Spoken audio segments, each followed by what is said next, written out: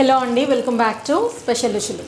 ఈరోజు వీడియోలో గోంగూర రొయ్యల కర్రీని చాలా సింపుల్గా టేస్టీగా చూపించబోతున్నాను. చాలా బాగుంటుంది. ఒకసారి నేను చూపించిన ఈ పద్ధతిలో మీరు కూడా ట్రై చేయండి. మీకు కూడా ఇంతే బాగా కుదురుతుంది. మీలో చాలామంది నా వీడియోస్ చూస్తున్నారు కానీ నా ఛానల్ని సబ్స్క్రైబ్ చేసుకోవట్లేదు.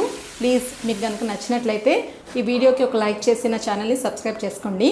ప్రాసెస్ చూద్దాము. దీనికోసం నేను ఇక్కడ 400 గ్రామ్స్ వరకు ఒలిచిన రొయ్యల్ని తీసుకున్నాను. ఈ రొయ్యల్ని ముందుగా ఉప్పు వేసి 3 సార్లు శుభ్రం చేసి పెట్టుకున్నాను. ఇందులోకి 1/2 టీ స్పూన్ అంత పసుపు, అలాగే కొద్దిగా సాల్ట్ని కూడా యాడ్ చేసుకొని రొయ్యల్లో ఉన్న వాటర్ అంతా కూడా ఎగిరిపోయేంత వరకు లో ఫ్లేమ్లో రొయ్యల్ని కుక్ చేసుకోవాలి. ఇలా డ్రైగా అయ్యేంత వరకు మనం రొయ్యల్ని వేయించుకోవాలి. ఇప్పుడు ఈ ప్యాన్ని పక్కన పెట్టుకొని స్టవ్ మీద ఒక గిన్నె పెట్టుకోవాలి. అందులోకి గుప్పెడంతా గోంగూరని యాడ్ చేస్తున్నాను. మనం తీసుకునే ఈ రొయ్యలకి ఈ గోంగూర సరిపోతుంది. ఇక్కడ నేను గోంగూరని కట్ చేసుకుని యాడ్ చేస్తున్నాను. ఇలా చేయడం వలన గోంగూర త్వరగా మగ్గిపోతుంది అనమాట. ఇందులోకి 2-3 పచ్చిమిర్చి ముక్కలు, అలాగే చిన్నది ఒక టొమాటో కూడా ముక్కలు చేసుకుని యాడ్ చేసుకోవాలి. మనలో కొందరు గోంగూర ఆల్రెడీ పుల్లగానే ఉంటుంది కదా, మళ్ళీ టొమాటో ఎందుకని అనుకోవచ్చు. గోంగూరలో ఉండే పులుపు వేరేగా ఉంటుంది, అలాగే టొమాటోలో ఉన్న పులుపు వేరే ఉంటుంది. ఈ రెండింటి కాంబినేషన్లో ఈ కర్రీ చాలా కమ్మగా ఉంటుంది. గోంగూర మగ్గేంత వరకు చక్కగా కుక్ చేసుకోవాలి. ఈ కర్రీ చేయడానికి నేను ఇక్కడ లేత గోంగూర తీసుకున్నాను. అంతేకాదు కట్ చేసి పెట్టుకోవడం మూలంగా ఇది చాలా త్వరగా మగ్గిపోతుంది.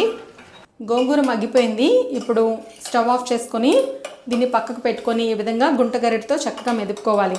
దీన్ని మిక్సీ పట్టాల్సిన అవసరం లేదు.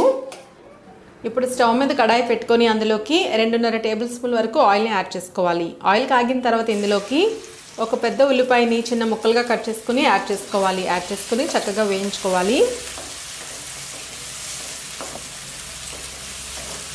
ఉల్లిపాయ ముక్కలు వేగిన తర్వాత ఇందులోకి ఫ్రెష్గా దంచిపెట్టిన అల్లం వెల్లుల్లి పేస్ట్ని యాడ్ చేసుకోవాలి. అలాగే కొద్దిగా కరివేపాకును కూడా యాడ్ చేసుకుని అల్లం వెల్లుల్లి పేస్ట్ పచ్చివాసన పోయేంత వరకు వేయించుకోవాలి.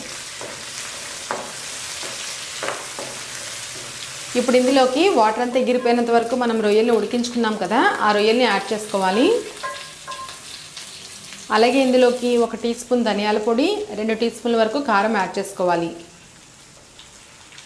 కారం యాడ్ చేసిన తర్వాత ఈ కారం రొయ్యలకి పట్టేటట్టు ఒక 2 నిమిషాల పాటు మిక్స్ చేసుకుంటూ ఫ్రై చేసుకోవాలి.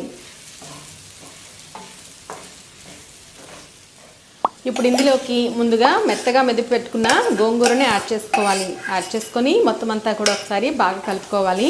ఇలా ఒక 2 నిమిషాల పాటు కలుపుతూ కుక్ చేసుకోవాలి. ఇలా చేయడం వలన కారం మసాలా అంతా కూడా గోంగూర కూడా చక్కగా పడుతుంది. సాల్ట్ని స్టార్టింగ్లో కొద్దిగా యాడ్ చేసుకున్నాము, ఇంకాస్త పడుతుంది. సాల్ట్ని అడ్జస్ట్ చేసుకుని యాడ్ చేసుకోవాలి. యాడ్ చేసుకొని మొత్తం అంతా కూడా బాగా మిక్స్ చేసుకోవాలి.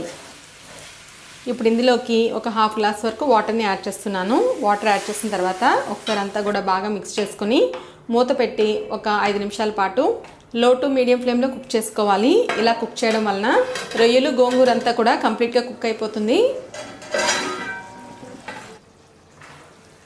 ఇప్పుడు ఫైనల్గా ఇందులోకి 1 టీ స్పూన్ వరకు హోమ్మేడ్ గరం మసాలా యాడ్ చేస్తున్నాను. యాడ్ చేసి బాగా మిక్స్ చేసుకోవాలి. మిక్స్ చేసుకొని మూత పెట్టి ఒక 2 నిమిషాలు కుక్ చేసుకొని స్టవ్ ఆఫ్ చేసుకోవాలి. ఇంతేనండి, గోంగూర రొయ్యల కర్రీ చేసుకోవడం చాలా సింపుల్. టేస్ట్ అయితే చాలా బాగుంటుంది. చూస్తుంటేనే నోరూరుతుంది కదా. మీరు కూడా ట్రై చేయండి. చేసి మీ ఇంట్లో వాళ్ళకి పెట్టండి. ఇంట్లో వాళ్ళందరూ కూడా చాలా బాగుందని చెప్తారు. అంత బాగుంటుంది. మీకు గనుక ఈ వీడియో నచ్చినట్లయితే లైక్ చేయండి. మరిన్ని వీడియోస్ కోసం నా ఛానల్ని సబ్స్క్రైబ్ చేసుకోండి. నా వీడియో మొత్తంగా చూసినందుకు ధన్యవాదాలు.